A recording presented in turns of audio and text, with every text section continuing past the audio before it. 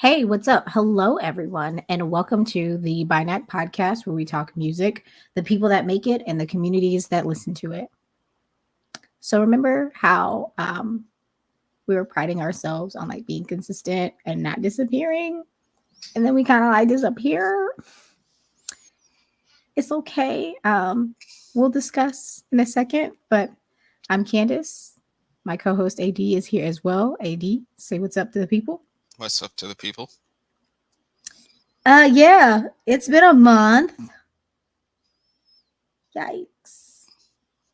Um, what I'm actually we're gonna talk more about this towards the end of the podcast, but I'm gonna have a better excuse for when life of lives instead of just being like life lives. I wish I had a better excuse, but I the well we recorded it's been like a full month. We put out an episode right before Halloween. We were supposed to come. I recorded and I'm gonna at least give myself a T90 bit of credit. I did record a mini-sode. I just never posted it. Because Lord, OG took a break. And so I started editing it, kind of got hung up on one editing thing, had different mental health things going on.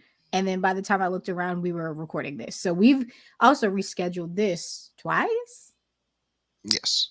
twice.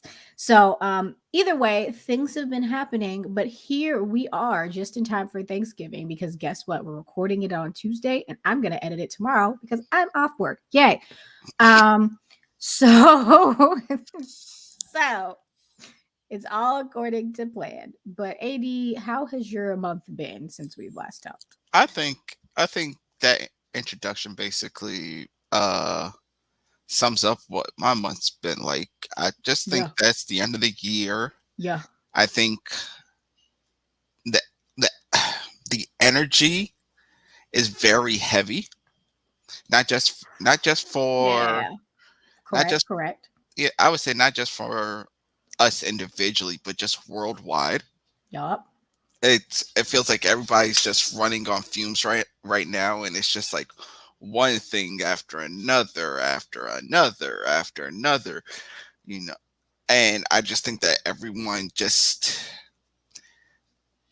needs a break.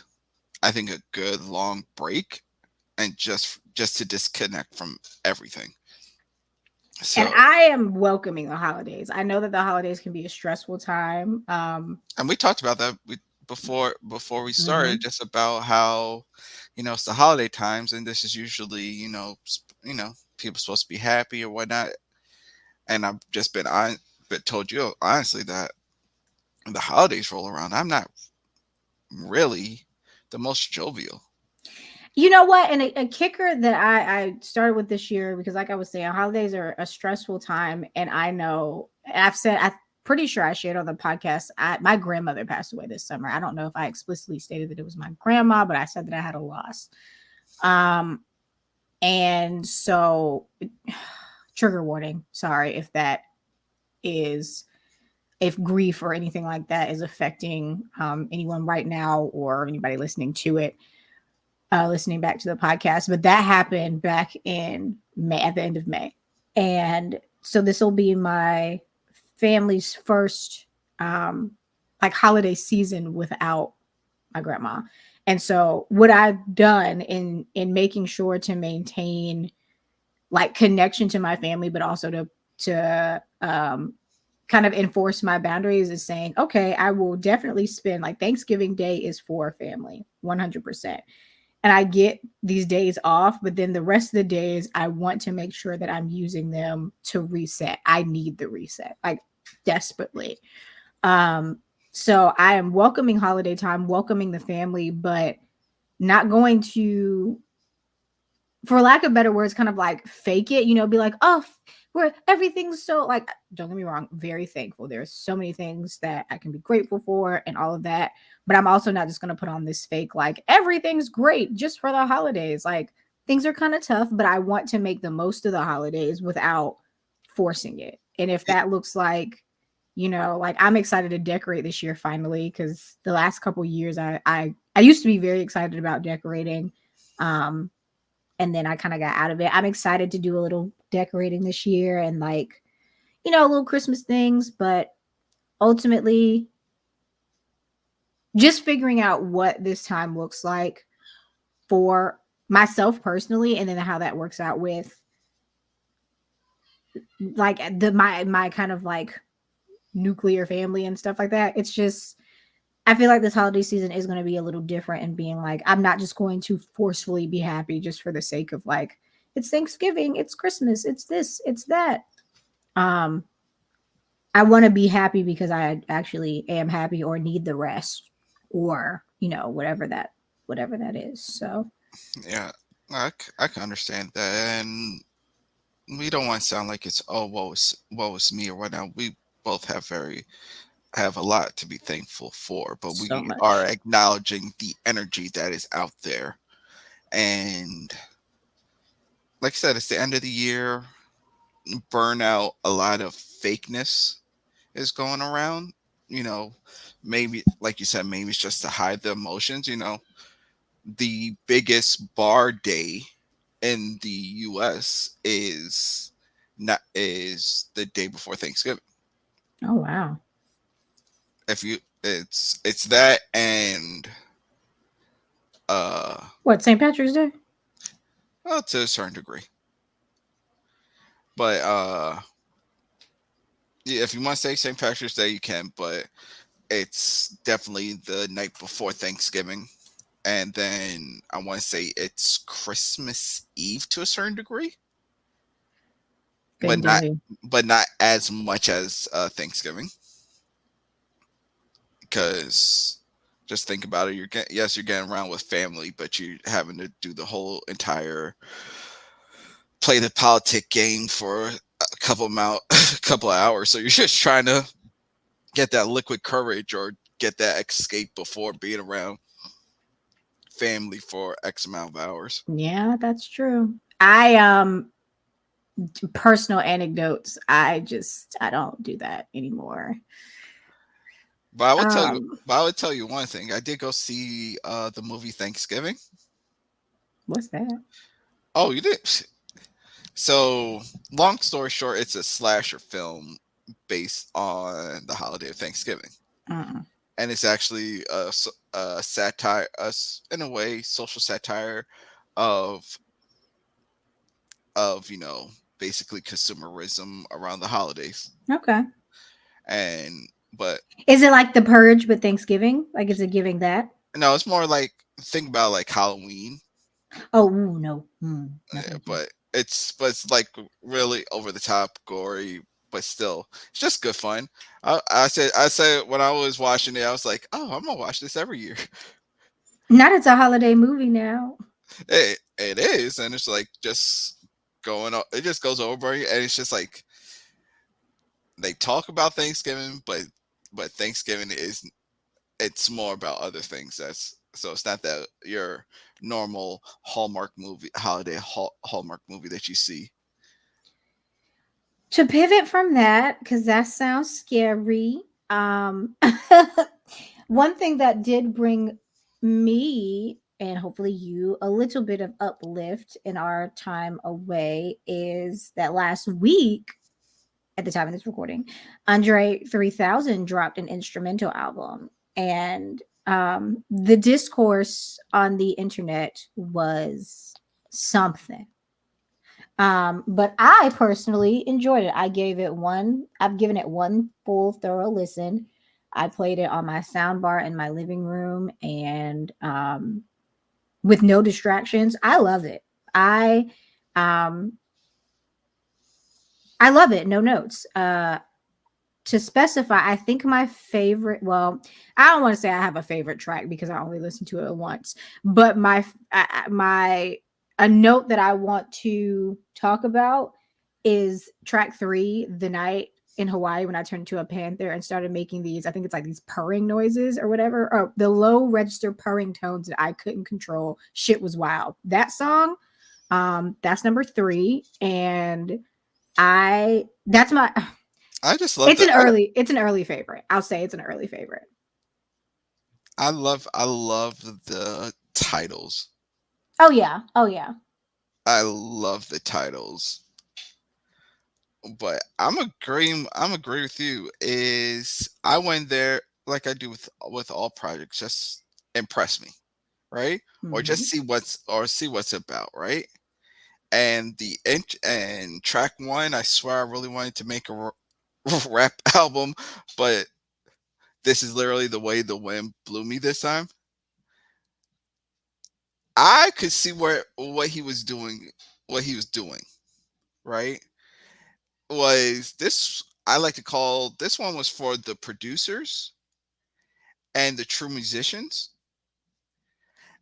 because when I was listening to it, just because the ear that I have, I was like, oh, okay, I see where if you were really wanting to make something, different or whatnot, or even just want to flip it, here's a pocket here, here's a pocket there, oh, these sounds, if kind of flip, reverse it, could be a nice thing, you saw it was a bigger soundscape that you could play around with. And I was even talking to Mickey Fax on X about it, and it was just really good, calming music and experimental, yes, but I enjoyed it. Calming, but also like I think what another thing that I appreciate about it. Also, just spoiler alert, this is the episode of album reviews. This one's gonna be real small, but we've got album reviews coming, so just stay with us. I enjoyed the fact that, I mean, because it's Andre 3000, it's produced, like, it's well done. Like, I think sometimes we get taken aback by a project that can actually exist as a project, right? Like, I think we talk a lot about, hearing things that, either hearing EPs or singles, and then we talk about rollouts, and then we getting like stuck in this, like in our loop of stuff. But I did say for the remainder of the year, we're going to big up, like music that we've heard, projects that are good. And this is one of them. Like, I've only had one full listen, but I enjoyed.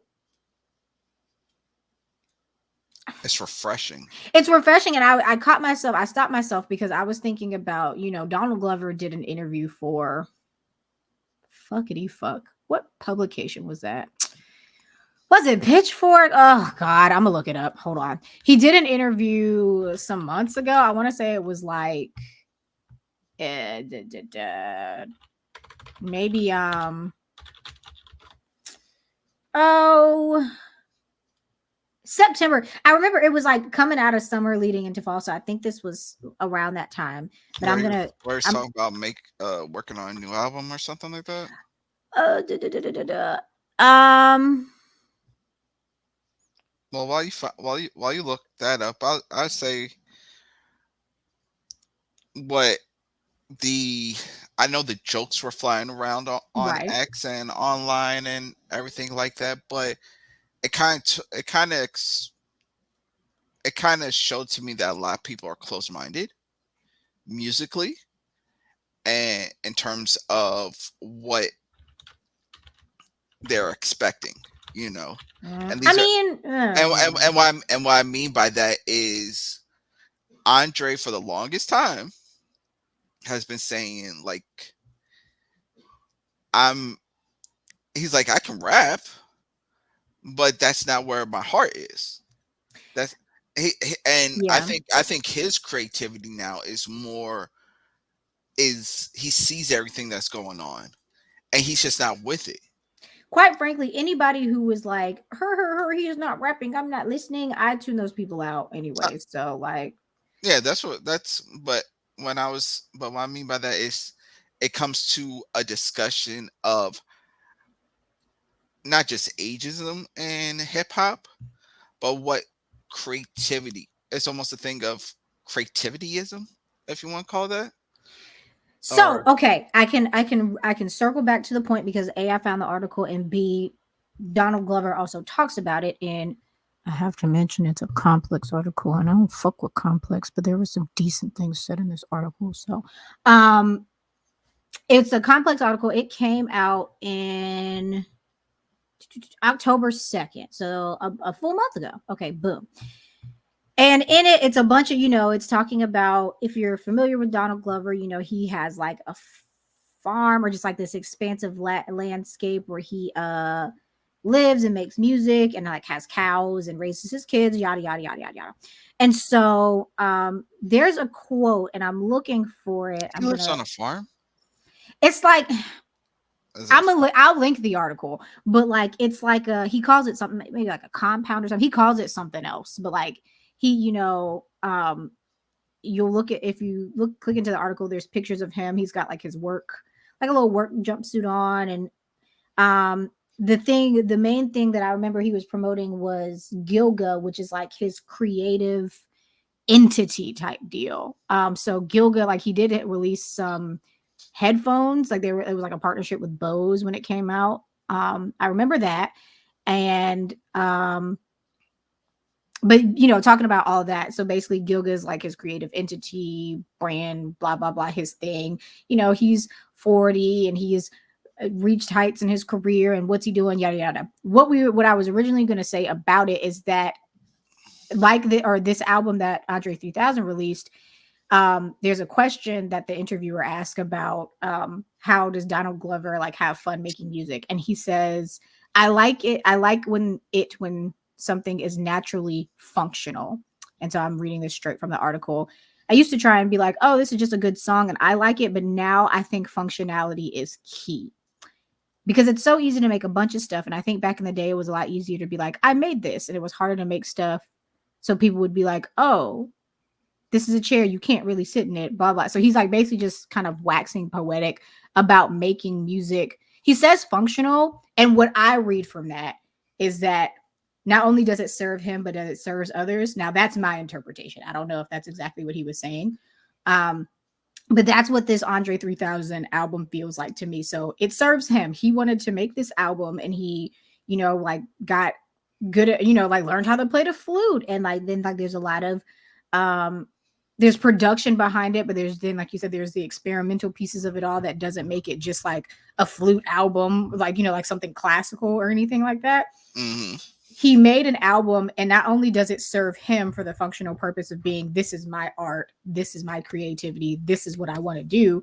When I listen to it as a consumer, it is calming. So it serves a purpose. And this is not, before y'all start throwing stones at me, this is not me saying that all art has to serve a purpose. So calm down. That's not what I'm saying. But it felt good to be like, oh, not only did it serve a purpose, but like we just said, the world is heavy as fuck right now. Let's turn on some, what's the name of that song? Blah, blah, blah. The Night in Hawaii When I Turned Into a Panther. And let's calm the fuck down, because at my big age of 30, now that I've ascended to being old, I listen to, soundscapes at night to go to bed, or singing bowls, or rain sounds, or whatever. I can't necessarily play even some of my favorite albums, too, that we're going to get into today. I can't play that before bed, because my brain's gonna do the choo-choo. It's gonna move.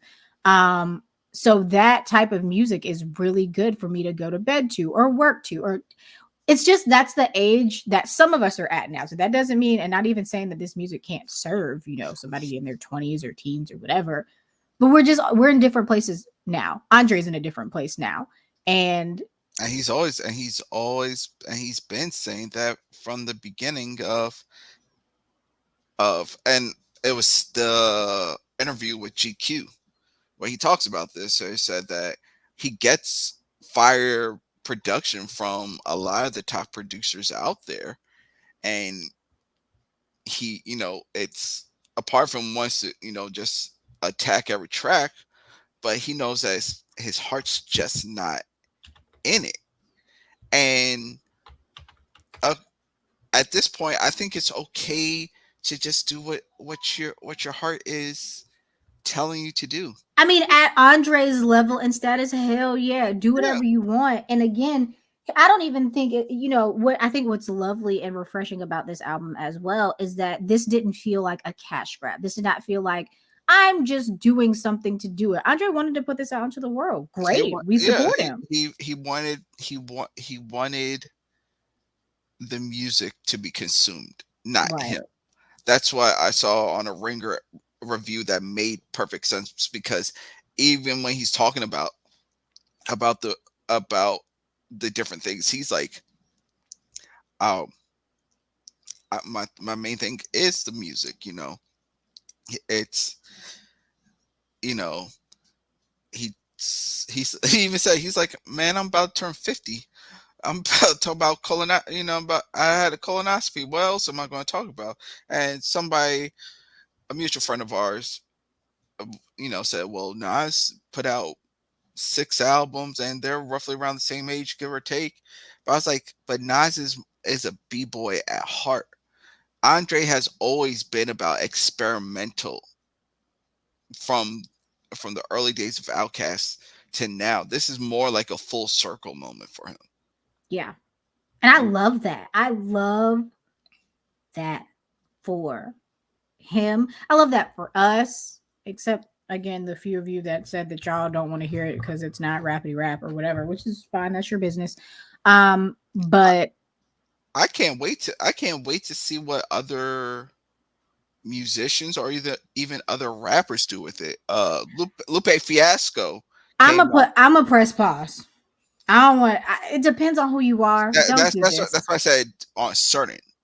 I To see if they're thing like Lupe Fiasco said that that he's going to do either a mixtape or his own album, rapping over the production. And I Oh, can okay, see. okay, yes. I thought you were saying like following in Andre Oh, 3000's no, no, no, Free no. Bird's footsteps, which it can No, only be executed possibly by a handful of people, and even handful, that's being generous. So but like I said, this fit like artists like Lupe Fiasco, producers like, uh ironically, Ludwig, uh Jornsen. Yeah. yeah, but I mean Ludwig is like phenomenal. But I mean Ludwig's a yeah, so I'm rock just saying, star. like just different musicians, and those that kind of are on the same vibe, that we know that bring out quality music. And they just say, this is why the music should be consumed and should be highlighted. So I can't wait to hear. And you know he's been Andre's been ghost fluting in production for the longest, and none of us really knew about it.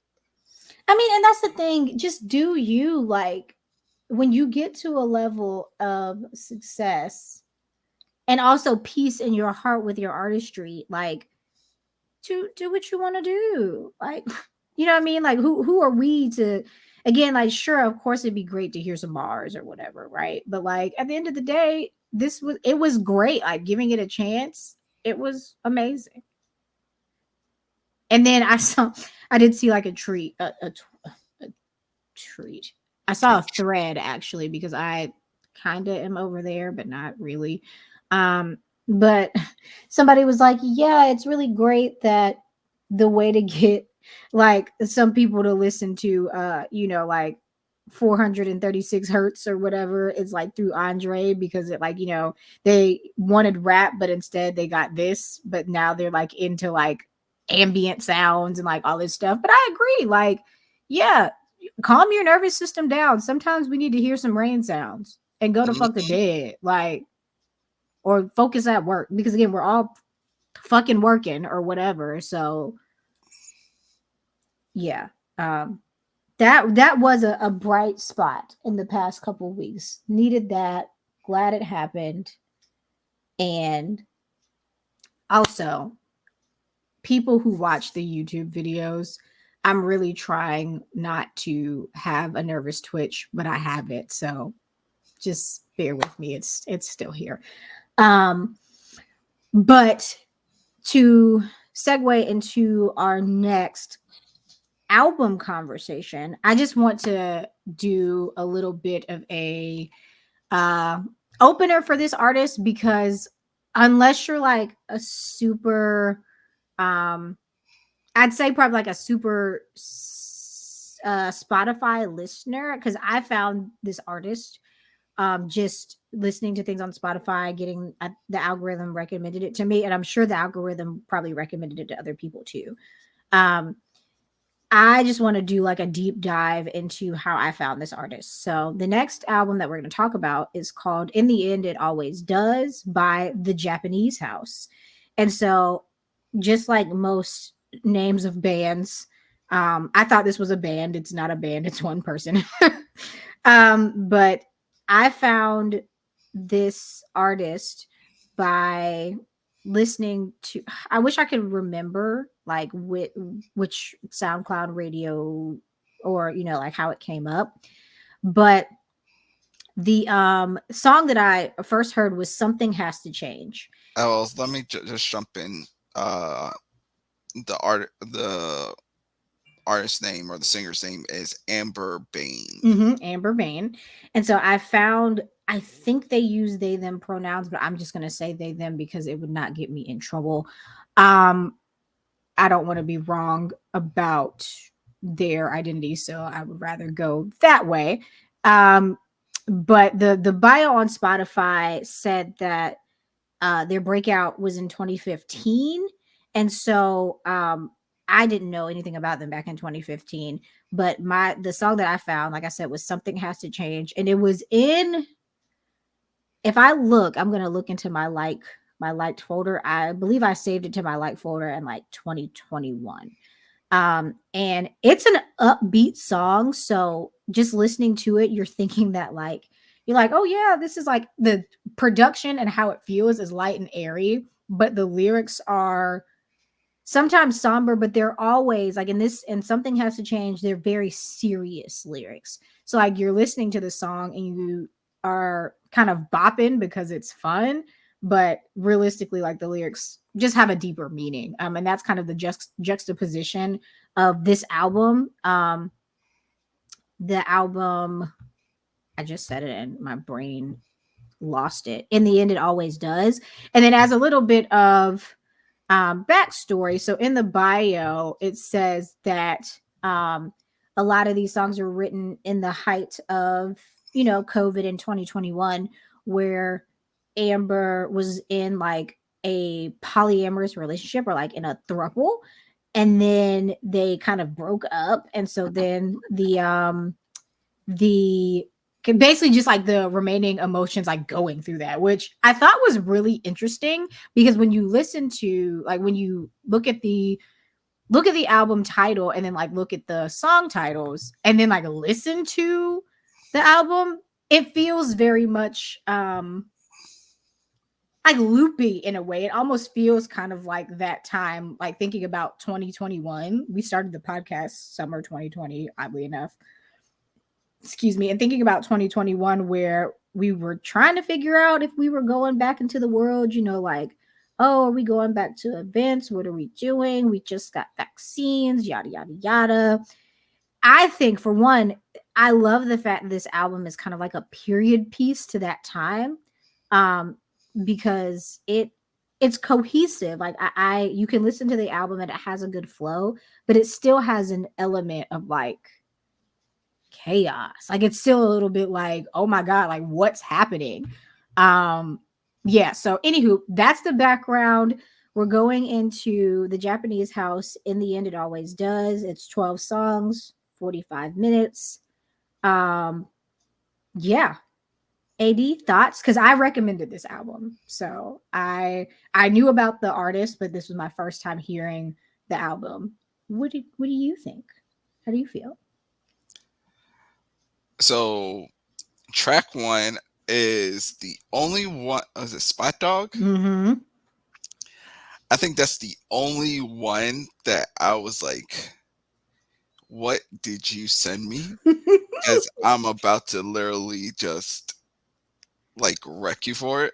I loved it. I mean, it does that. I don't know what this technique is called, so please actual like experimental people, don't flame me. But Twigs does it, or Twigs producers do it in her music a lot, where it's like that breakdown. But that's like, I love that shit. Like when that breakdown comes and then like the other part of the beat comes in, I'm like, turn me up. Like I was like, turn No, me but up. I'm Let's talking about go. like the first 30 seconds, because it's like I was like, what the It's fuck just is a, this? I think, yeah, it's just a little ambient. It's not that bad. It, but I was ready to go in on you. Pause.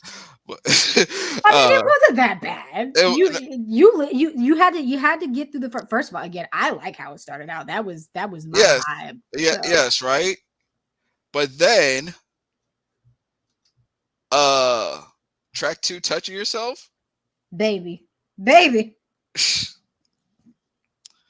That was that was some that was like, okay, now, okay, I was like, okay, now see this, because I, yes, in my email phase or whatnot, listen to a lot of alternative rock and piano rock and just things. I was like, oh, this is reminds me of this band. Same thing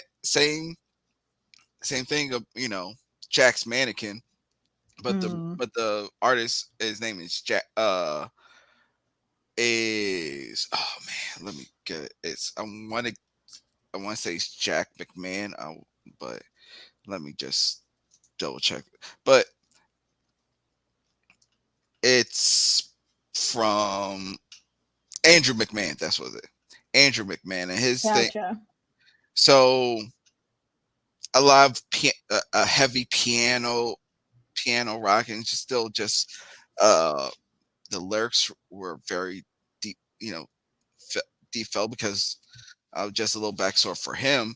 He was part of another band and just said, hey, I want to try to do my own thing, but he was right, but he had he had a battle with cancer that affected. Mm, So when a lot so he made the first, I want to say, he it was right around midway through the first album, or what, he found his diagnosis and whatnot. oh man.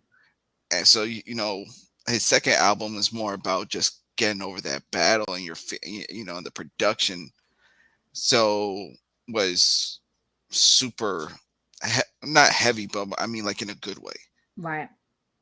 So I did not know what, Didn't know this artist from a can of paint. I love did not this. did not. And when I heard that, I was like, okay, I can rock with this. Then I let it. Just a note, touching yourself, I think was the first single, if I remember According correctly. to this, it was Boyhood. Boyhood, no, Boyhood was first, and then touching yourself was second. No, Sad to Breathe. What? So it goes, the singles are Boyhood, Sad to Breathe, Sunshine Baby, One for Sorrow, Two for Joni Jones. I didn't realize that One for Sorrow got released, but okay. I remember when Boyhood released, and I actually don't remember when Sunshine Baby released. But okay, anywho. But Sad to Breathe? Oof. Dog. Dog. I'll even go. Like I, that run, that 1 2 3 song run, it's a run. that's a run. That is a run. And with both of those singles next to each other, you'd be like, huh, like sometimes when you stack the singles too close to each other, you're like, oh. And thankfully, like I said, I knew Touching Yourself was a single. I'm pretty sure I knew Sad to Breathe was a single too, but Touching Yourself was the one that I remember the most, and like the one that got pushed to me the most on the algorithm. Um, but again, like the production, Summer as just reading this, as the Skinny's Katie Cutforth talked about the album in her review. This album mm, has a summery ambience, songs about emotional distance. I like that. And I I like how that's written, to well, to put like my own personal spin on what this album makes me feel. I call it a summer heartbreak. Oh yeah, I mean it's I, heartbreak for sure because I want you to finish going through your list before I say this, but I think it's just the feel of like the sonic production itself is fun. Like it's upbeat, but it's almost kind of like a it can what be a little. It could be a little haunting at times, though. right. It can, but what it gives is like I put my soul into this. Like not only in the lyrics, but it's like I need you to I need you to understand that this experience that I had, like again, reading the bio and seeing what was going on in Amber's life, this experience was like none other, like a kind of like an out of body experience. The music feels like an out of body experience. That's what I'm trying to say. Like everything feels very much, I'm looking at myself in a dream type stuff. Like that's what it feels like to me. And then when you get to the lyrics, you're just like, the fuck is going on?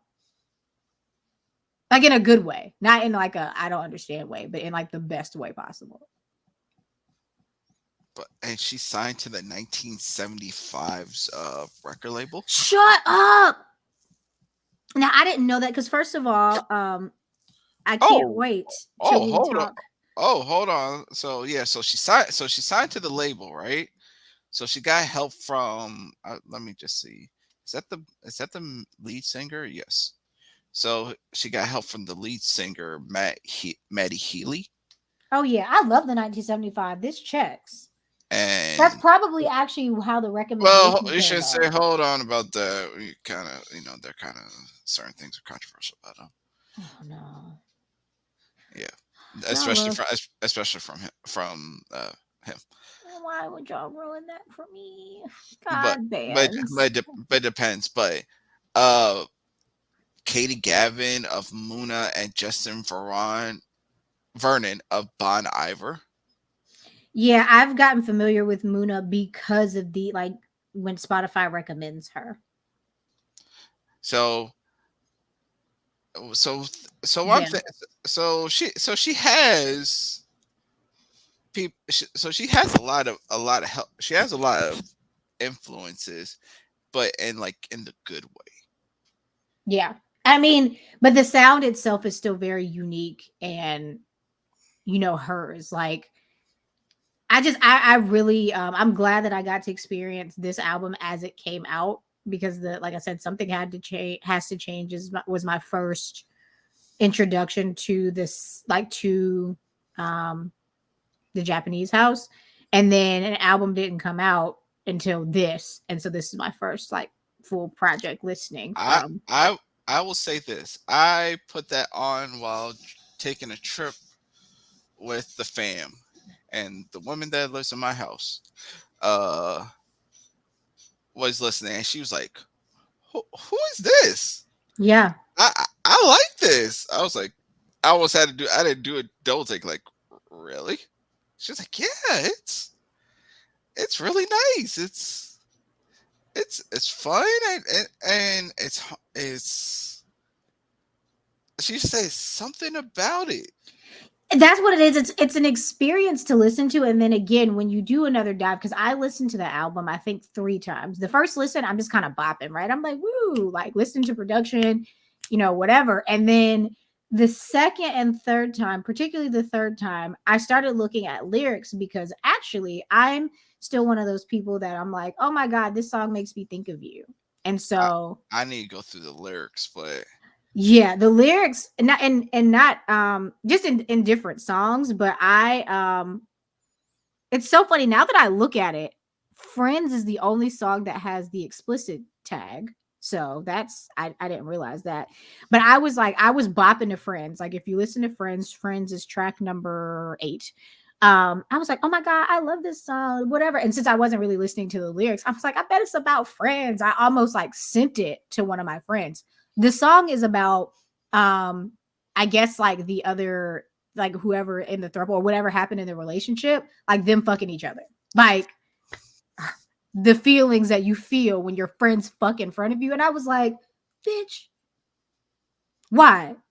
Like, because I'm just like over here like vibing, dancing out. And then when I read the lyrics, I like start vibing harder because I'm like, yeah, fuck these niggas. Like, I'm just like, I just love when music can do that. Like, it can have like multiple meanings and stuff like that, but just done so effortlessly. I it's gonna because the next album we're going to talk about. We're getting there. We're getting there. We're getting there, but We're getting there. it was just funny that that you sent this album to me, and I was trying so hard to go to Jameson's concert. It's JMSN, obviously. Yeah, and the next day at the same venue, the Now, Japanese and I remember you had said something to me. I was like, "Hey, I have a fucking attitude because I would have been.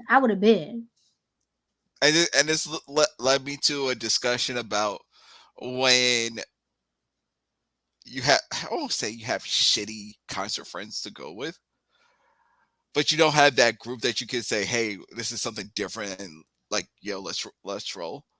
They're like, "I'll pass," and I then you're mean, kind of oddly enough, if I were in a city where I do that, I would be at them venues by myself. I would not care. I go to so many shows by myself. I do not care. well. See, the whole thing about it is you want to vibe with someone just to be like, Literally just don't care. I mean, oh, I would. That would be like a bonus, but and maybe it's just because I'm in a concert drought area. Maybe it would be different. Like if I were in that area, I'd be like, oh, maybe I want someone to vibe. But me, if you come, I'm going, and I don't care who comes with me. so that was the thing is like I just couldn't find anybody to roll with me. Now, of course, if you were in the area and I said, "Boom, they're Yeah, coming," let's go. let's go. You know, especially like you said, the ticket. It's a intimate venue. Tickets were affordable as all hell. And I know it would just been like a nice little vibey time, especially with like a little drink or something. Like Amber, I guess from the music itself, I've obviously never seen her or seen Amber perform, but I would imagine that's just like an intimate, nice little performance. The songs are played. Maybe we get a little backstory into what's going on, like some cute little anecdotes. Like I just feel like the vibes would be immaculate. And I have And a problem that I couldn't see it. I found the somebody actually uploaded the full show Now see, from the 930 Club, which is the venue that we're talking about, of her performing. I don't know. I feel kind of bad about that. I like giving the artist their little monies. I you still give them money, but like for me, it's like You know, them now, streams don't be doing enough. but now for when I say now for me, it's more like if if I haven't seen the video, right? So we'll see. But you know how like sometimes the album it and the live performance just don't match up. Now, if everything matches up, it's totally different. You know, that's why I'm always like this. When Jameson rolls into town, I'm trying to make it a point to go. Did you go this show? Did we talk about N- this? We'll talk about it later. No, we could go right now because it goes into our review. Okay, well, wait a minute. So I just want to mention that indexical reminder of a morning milk well spent.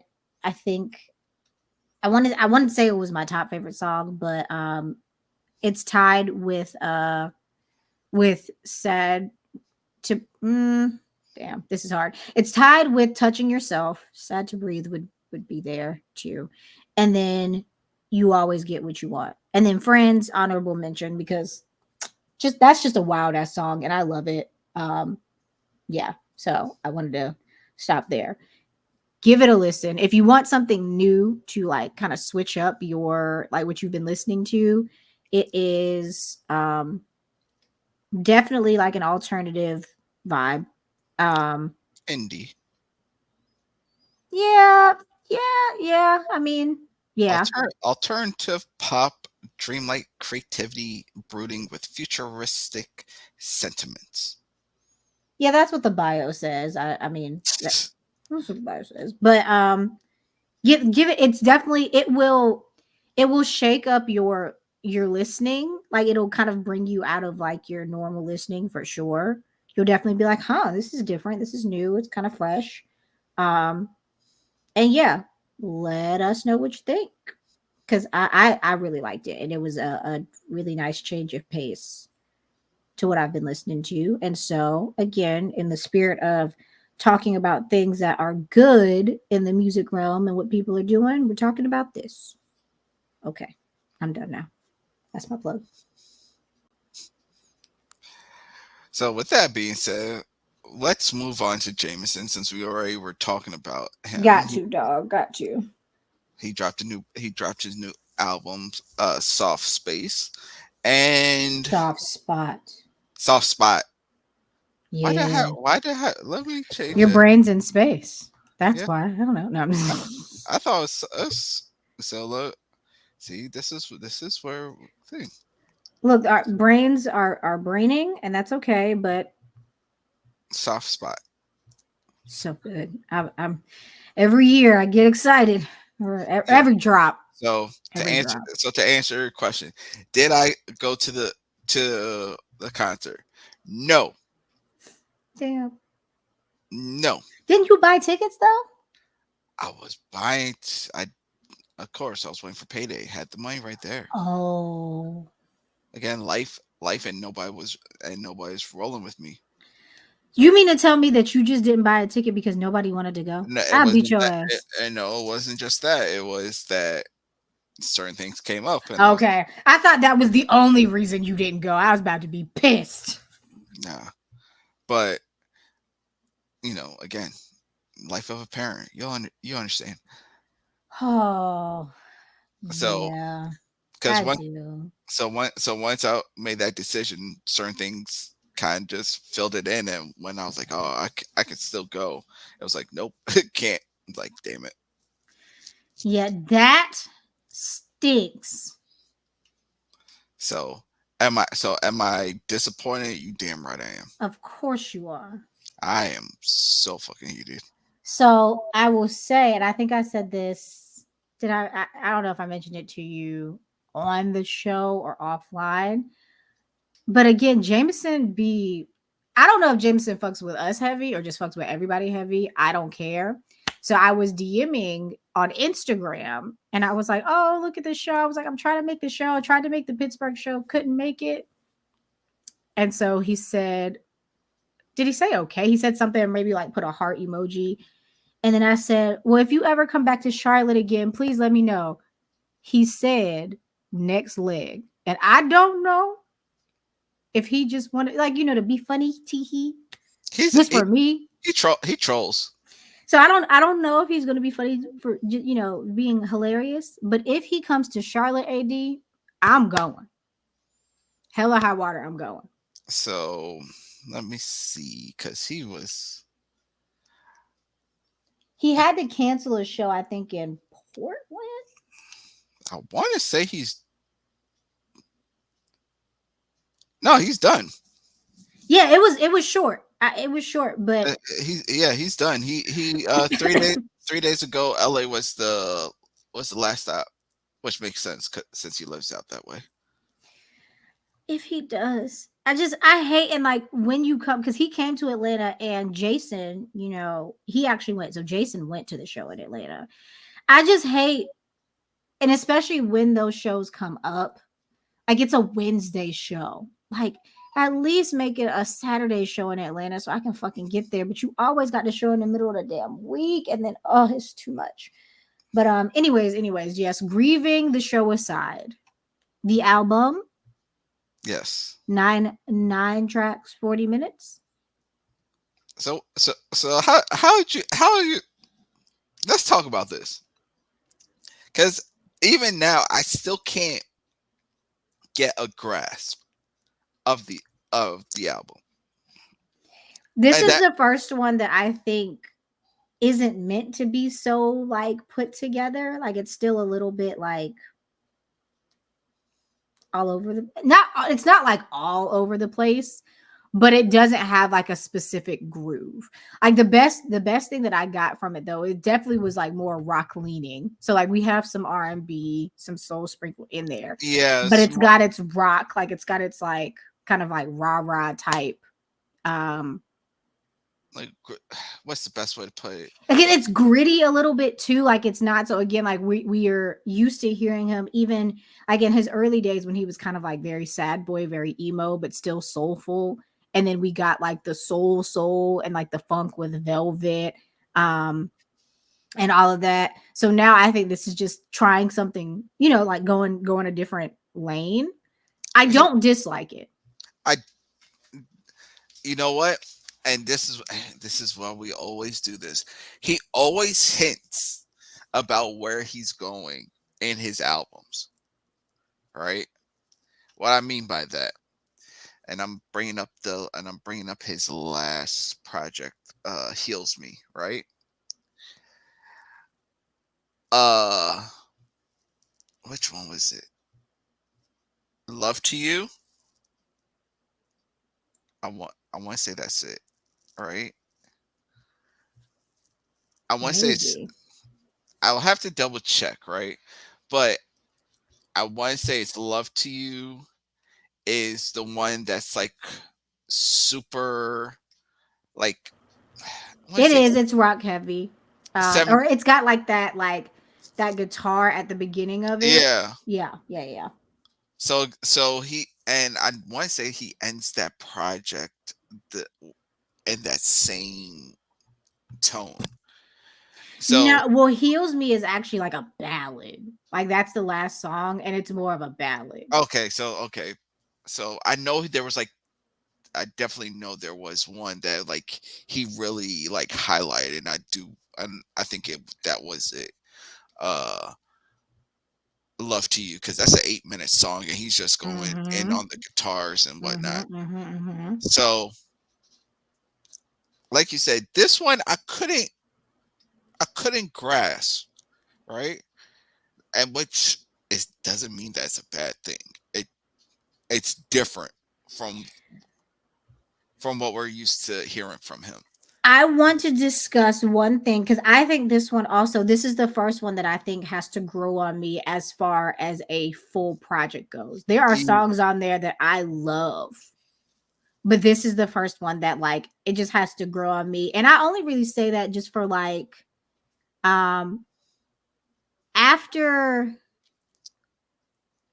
Soft Spot, I don't want to say it loses me because that's not fully true. After Soft Spot is where I just like I said that's where I think I just need to listen to it more because I also listened to this 3-4 times. Actually maybe 5 times because I had it like on repeat. And so the first part of the album, so I love like Love Me as a single. I love it. Cherry Pop. Now Cherry Pop was the first single, right? yes, Yes, Cherry Pop was the first single. So I remember when Cherry Pop released and I was like I immediately when it released, I said I need to hear this in the context of the album. Outside of the album, it's an okay song. Like I like it, but it just fits better to me in the album. As a Lucy, to me, it didn't make any sense. Or like as a loose single. But coupling it with Love Me being first and then Cherry Pop, it's like kind of like it's leading me into the album. So it's like kind of like that's what I was ramping gonna me say, up. because Love Me feels more of the Jameson that we know and love. But that's why it seems like that's why he positioned it first, but still had Cherry Pop right behind it. Yes, and And then so that like that ascension into the album is good, but then Too High and Feel Like a Woman. no, okay, we're going in the right now. Too High, Feel Like a Woman, and then goes into Soft Spot. Soft Spot might be my favorite Jameson song of all time. I would disagree, but Might be. Soft Spot is my I love when he does like the little filters and stuff on his voice. I when he was explaining of how he of how he does his production, and a lot of times he's like, man, I was just fucking around and I just heard something. I was like, oh, I like this, and how he just builds it. Because we always talk about that transition and from Feel Like a Woman to Soft Spot. Oh baby. But too high is that one that you're like, okay, Right. Like it's like, all right, we're here, we're here. And we're that's exactly how I felt it was like kind of like the roller coaster ride. And too high is like right when you're at the top. yeah, and and I can see where you're talking about because after Soft Spot is that's just more of a jam session track. And which is like I said, it's not like you said, it's not bad. It's just that I haven't listened to it enough for it to grow on me. Similar to like, for instance, Velvet is just I have such a like an attachment to Velvet, like just so big. Not we're not talking about that. I'm sure I've said it on the podcast before, but Velvet as Velvet does the same thing where after drama part two, because then after drama part two, it's sunshine, wet, and there's just like a second version of so badly. The sunshine, wet kind of lead out are good. I love them. I love sunshine. I love wet as songs. It's just a lead out from the album. And I think with soft spot, I also just I need for the latter half of this album to grow on me a little bit more. But again, I'm at a point where Jameson can do no wrong. Like I don't have anything negative to say about those last couple songs. It's just Yeah, not my norm or not like my normal response to his songs. And I haven't listened to the album I enough will tell you when to the best time to listen to this project is, and it's at nighttime. No, I think when I first listened to it, it was in the daytime. Yeah, you gotta listen to it at night. And why do I say that? Because when I was driving around, because I did the same thing. Once it dropped, listened to it. I was like, okay. The second half of it, I was like, huh. But once I let it run at night, and Okay. it's something about at nighttime, music sounds different. It Excuse me. does. I agree. The the tones make more sense. You know, uh, not for you. Not for you.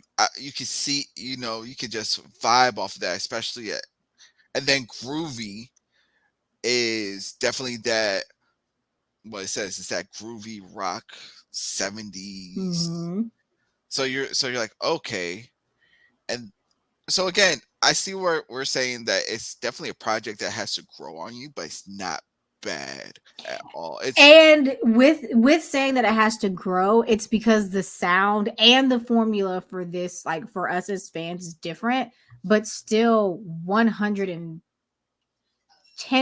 worth like the first listen. Well, not only worth the first listen, but like worth the extension of trying to figure out, what's going on in the album. Like it was just like a really really solid project. And it didn't, like it met expectations for the next for me, soft spot alone. So soft spot, love me, and too high. He could have released that by itself and I would have been a-okay. I like I said, I would have liked to see how these performed live. I'm Uh, claiming that I will. So I think definitely those rock ones I could definitely see it because even the people that he was opening the acts that were opening up for him kind of in that same vein. I didn't see any of the openers. I N- wasn't paying that I close attention I to it.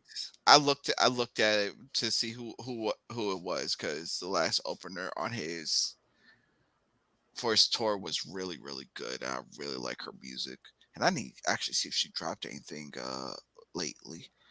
Um, so it kind of tell me like this is his he changes, he matures, I love it. and I can't hate on him. And Now, I'm still going to continue to be a fan, even if at first glance, because first of all, there's nothing that like completely turned me off from the album. But if at first glance it doesn't make sense, I'm not going to be like, ew, no, never picking the album up again. I'm still going to buy this one too. I'm going to have it in discography, no question. so let me ask you this question: All right. If you had to rank his projects, where Don't would do this lay? this. Don't do this. Hold on. Let me go on ahead and pull up the. I could go. I'll start with. I'll go. I'll start with myself. Go on ahead. Yeah, you go first. All right. So, because I always mispronounce this. All right. Damn it. Let me see. I'm going with in my number one slot. I am going with. Oh my goodness. I am going with. How do you say it? Pelage? I guess. I mean, no, I don't know. I want to say that's what's going in my number one. Actually, no. I'm going with the self-titled, then Pelage, and then I will have Velvet in there. Okay. The Okay. top. Okay. So those are my top three. Okay. Yes. Yes. Yes. I will give you my top three, and I started listening to Jameson, so I don't remember Pelage, or the way that you pronounce that album. I don't remember that album very well because I'm pretty sure I've gone back to listen to it. Yeah, it Um, came out 2013's 10 tracks. and so I'm just scrolling through his discography. So you're gonna have that one omitted from my list. Well, I'll just give you top three, but that and Priscilla, I don't know well. I won't say that I've never heard them. I'm sure I've Priscilla, heard of, but I Priscilla. don't remember those very well. I would say Priscilla is the album that I think Justin Timberlake would wanted to make during his early career, if as a pop artist. Hmm. Like if that was like if he wanted to break out and go a different way, that was his album. That one was more on the pop side, Mm. while Pelage was more in the really who really the introduction to who we know Jameson Mm-hmm. as. While the self-titled, or what people call the Blue Album, Mm-hmm. was really like, okay, this is a guy that we got to keep our eye on and really support. Right. I'm going to do. I wish I was a little less predictable. I guess Velvet's my number one. I can understand because of just how I can understand, and I went hate. Velvet's my number one. It is number two. It is. Let's see. The orange one that has Oh, all the okay. colors. So it is number two.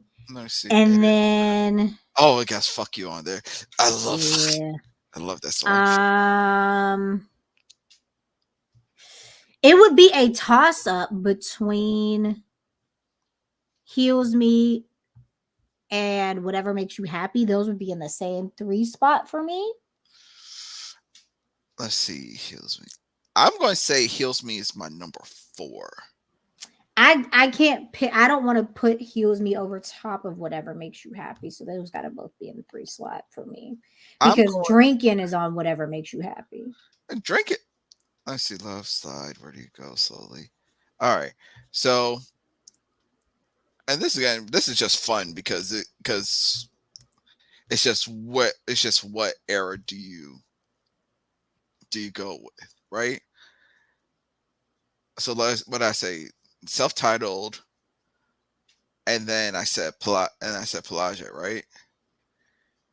Then I said Velvet, and then Heals Me would be my number four, Yeah. and which when you think about it makes kind of sense of just where he's at,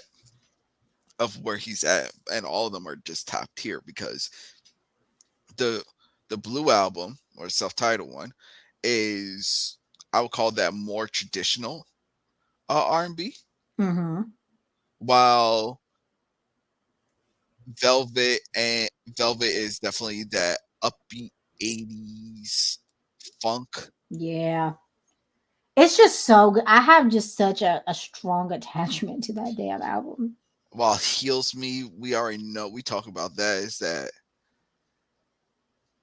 of that run. So and so it's just, he's a top tier artist. He just gets better.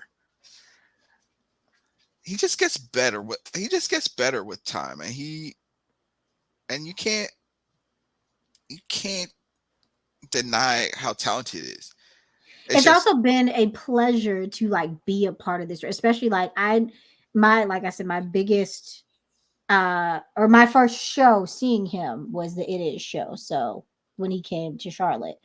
And that was when I first got on the train, and it's been up ever since. And I just don't have any complaints at all. It's oh been yeah, that It was my Is. that was my first time seeing him. It Is, and then Velvet, and then Heals Me, and then Soft Spot. Like this has been a 4 album run. Like, and again, I don't have a full defined like, oh my god, solidified opinion on Soft Spot just yet. But I can say that I enjoy it. Like, I was, if I had to, I would say that's above Priscilla if I had to rank them, and that's only because, like you said, have to grow. like I But said, that does, Priscilla. It's been a while for Priscilla for me. So, if you listen to it, you'll understand what I mean. It's that real pop heavy. Like that's the album. mhm. Like I said, Justin Timberlake, Robin Thicke wanted to make. Hmm.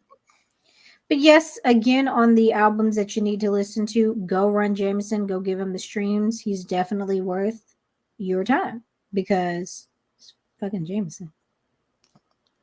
So we are at getting close to time, but this is where new noise comes in. Oh, you have new noise. Good for you. Proud of Yes, you. I actually have. I'm proud of you. Tell me about some new noise. All right, I got two projects for you to listen Okay. to. The first one, and I'm trying to get it. The first one is, if you haven't been paying attention, Majid Jordan dropped a new project called Good People. Well, he definitely snuck that past me. Yep. And if you heard the song "Waiting for You" with Naomi Sharon, I talked about that song. I say Um, for some reason it sounds familiar. once you hear her, it sounds like Sade. She sounds like Sade. I would say this one is their grown up album in Hmm. terms of that. It's more of that. It's funny that I said Sade because it gives off those vibes. Okay. Cool. Cool. So Cool. like, again, this is another one of those albums you will have to um it'll have to grow on you. It will have to grow on you. I have always been very lukewarm on Majid Jordan. Not that I don't hate them, and I don't particularly love them. So, What so I blame that to the infrastructure that's over there because they're signed to OVO. oh, okay, So to me, the production is getting better, okay, and from what it was. But you see, but again, you hear their influence are very heavy into the art, into the R&B spectrum, right? But this is where your A&R team comes into play, because I've heard them on another track with Nanso Amadi, called, and I want to bring it up here. It's because it's off of his album. Um, Different. They did a track together, and that track goes hard. okay.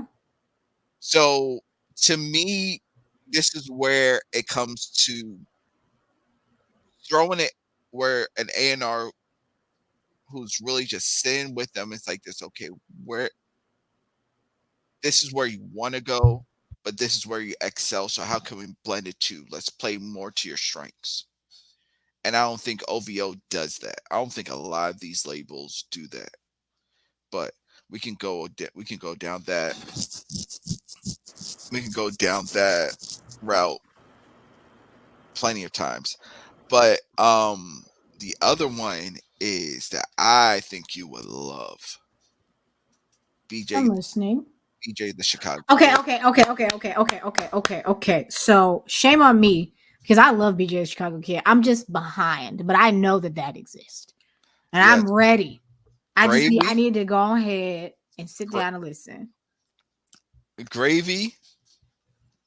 Because let me tell you, what is my favorite? My favorite BJ the Chicago Kid album is the one with the white cover with like the face. Oh, what's the name of that album? I'm about to tell you. In my Hold on. mind, In my mind, that's my favorite BJ the Chicago Kid. BJ, that album has songs on it that will indefinitely or definitely be played at my wedding. Um, yeah. I need to listen to the album. I'm just behind. the product's called Gravy. It is. I can't wait. It's good, high quality music. Got I don't expect anything less from him. Coco Jones is on it. Philip Bailey is on it. Yes. Uh, I don't know who Corey Henry is. I know what the Freddie Gibbs is on here, Mhm. which plays very well to what the song's talk about. Liquor store in the sky. Chloe. I don't know if that's. Let me see. Oh, okay. Chloe Bailey's on here, Yeah, I definitely. I'm gonna give it a listen. This is just and that was me. and This that is was just me being not. Oh, 100 day. Yeah, this is just me being late. I am 100%. Robert Robert Glasper. Yeah. Yeah,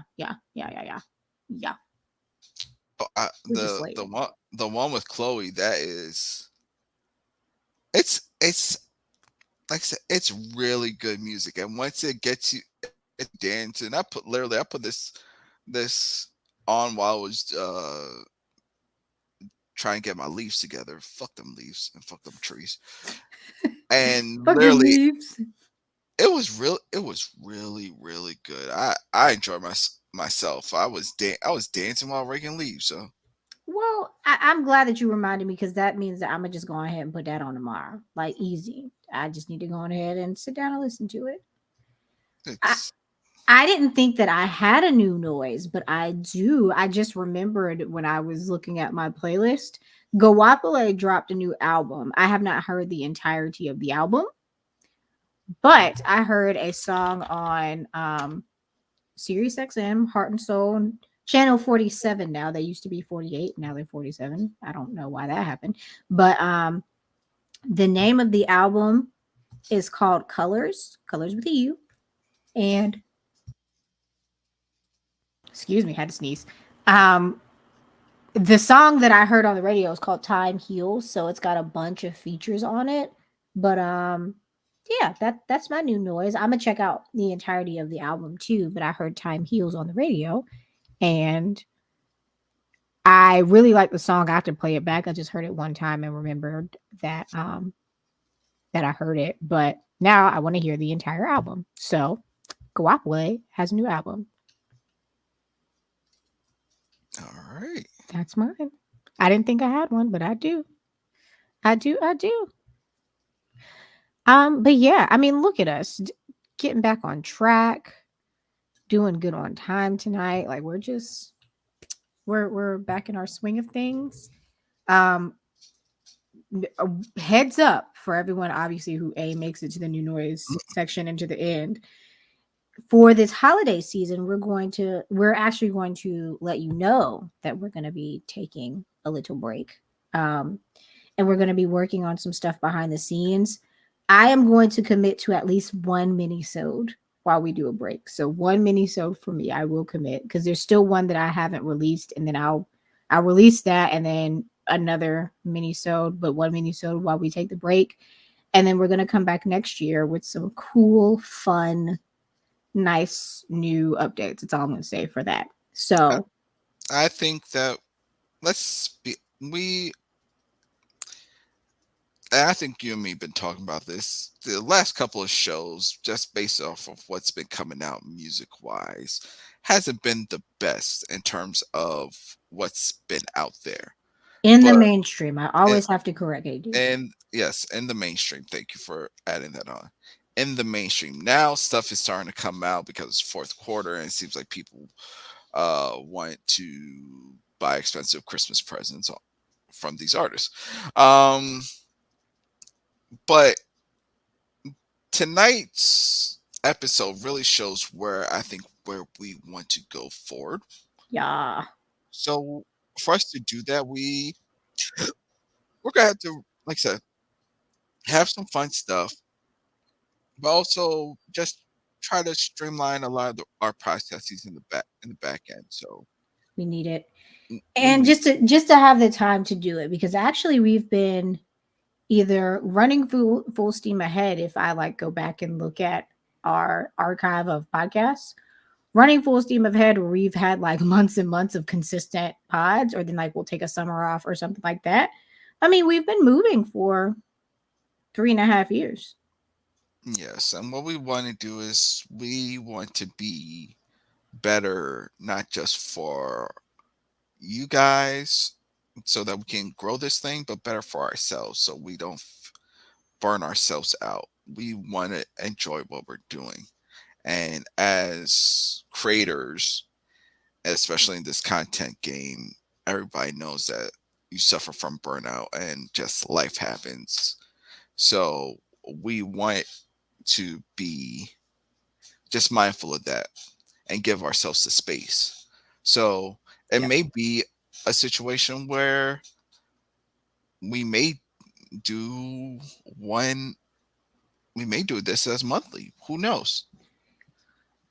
And if that works best for us, once we figure out all the logistics, then we'll figure it out. But we just want to bring the best versions of ourselves so we can bring like a good quality show too. Yes. And we need the time, and that's why especially we taking the time, through this holiday season, but also through time where we have a little bit of downtime, like just knowing real life circumstances, it's the only time where things calm down.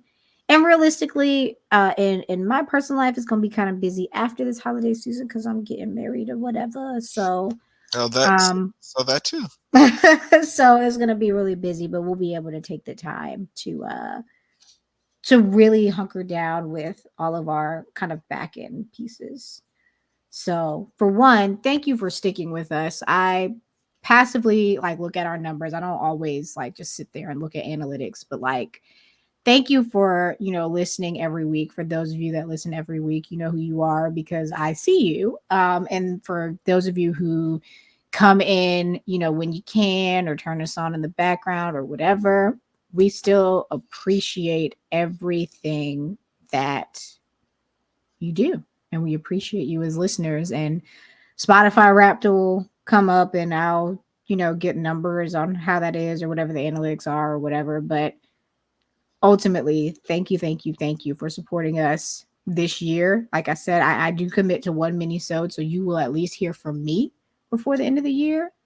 And after that, you'll get some communications here and there on whichever platform of our choice. Again, that's part of the figuring out, but we are going to make sure that we just tie up our loose ends. So, yeah. With that, that's been the BINACT podcast where we talk music, the people that make it, and the communities that listen to it. You'll hear from me one more time before the year ends. So I'll see you then. Bye.